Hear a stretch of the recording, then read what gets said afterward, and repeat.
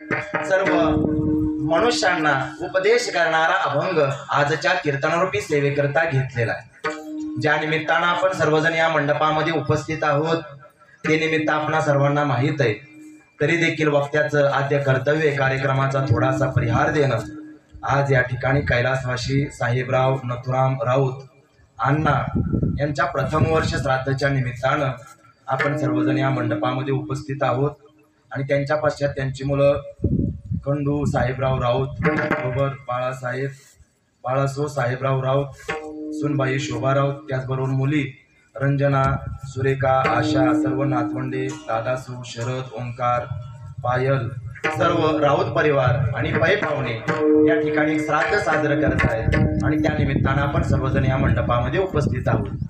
गेल्या वर्षी अचानकपणानं अल्पशा आजारानं एक बाप नावाचं व्यक्तिमत्व या कुटुंबातून निघून गेलं। अण्णांच्या जाण्यामुळं घरामध्ये जी काय उणीव निर्माण झाली, जे काय दुःख निर्माण झालं, ते कशानेही भरून निघू शकत नाही।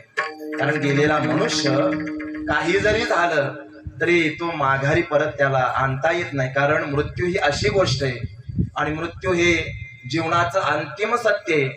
ते मृत्यू घडल्यानंतर कुणालाही परत माघारी येता येत नाही। कारण या जगाचा नियम कुणालाही बदलवता आलेला नाही आणि येणार पण नाही। उपजे ते नाचे, नासिले ते पुनरपी दिसे, हे घटिका यंत्र जैसे परिभ्रमेगा किंवा पुनरपी जननम पुनरपी मरणम पुनरपी जननी जठरे शयनम। हे कालचक्र कुणालाही थांबवता येत नाही।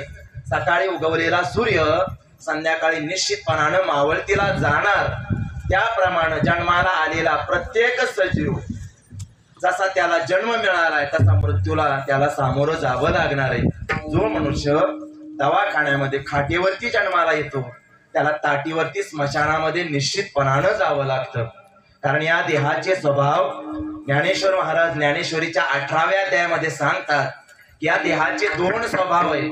कोणते?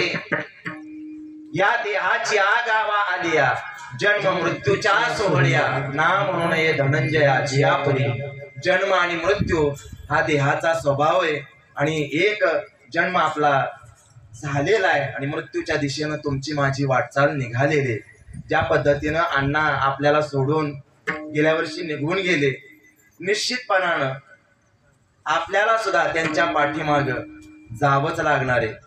कारण इथं कुणालाही थांबता येत नाही। काळ एवढा बलवान आहे, काळ एवढा ताकदवान आहे की तो श्रीमंताला नेतो, गरीबाला नेतो, साधूला नेतो, सज्जनाला नेतो, पापी असू द्या, पुण्यवान असू द्या, देव असू द्या, देवाला सुद्धा मरण चुकलेलं नाही। खऱ्या अर्थानं देव हा अमर आहे, परंतु ज्या ज्या वेळेला देवानं हे मानवी शरीर धारण केलं, अवतार कार्यामध्ये वापरलं, अवतार कार्य संपलं की देवाला सुद्धा जगाचा निरोप घ्यावा लागतो। येथे उरो आले नाही अवतार, पामर जीव घेतली। म्हणून त्या कालचक्राच्या नियमानुसार तुम्हाला मला निश्चितपणानं जावं लागणार आहे आणि मृत्यू कशा पद्धतीनं आपल्या जवळ येईल कोणालाही सांगता येत नाही।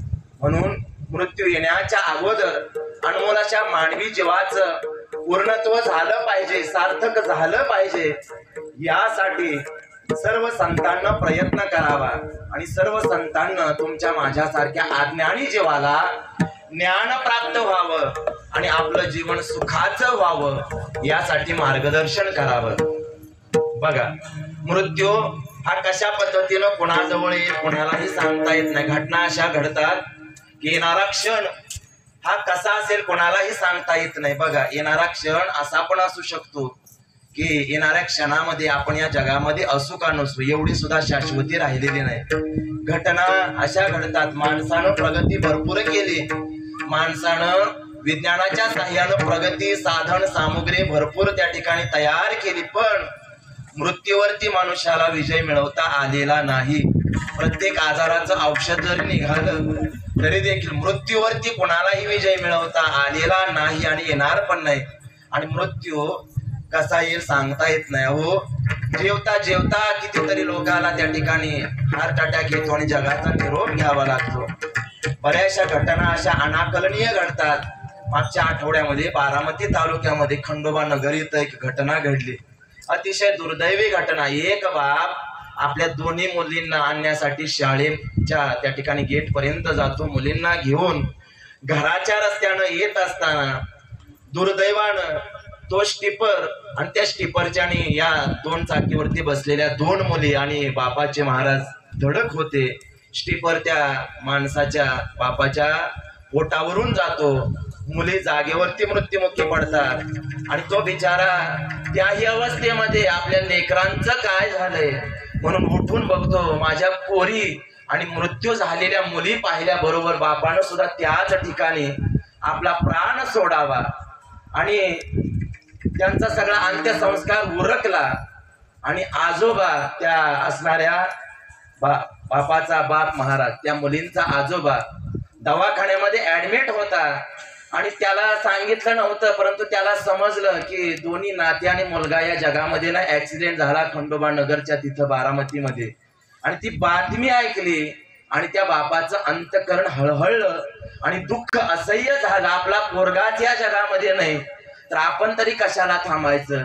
आणि दुर्दैवानं त्याही आजोबाचा मृत्यू होतो. एका घरातून 4 माणसं अवघ्या 12 ते 14 तासाच्या अंतरातून निघून जातात. डोंगरा एवढं दुःख माणसाच्या जीवनामध्ये येतं. दुर्दैवानं मनुष्याला त्या ठिकाणी मृत्यूला निश्चितपणानं सामोरं जावं लागणार आहे. आणि मग तो काळ त्याचं काम करत राहतो. काळ कोणालाही सुट्टी देत नाही. काळाची हे मुडी पडेल बाजेवा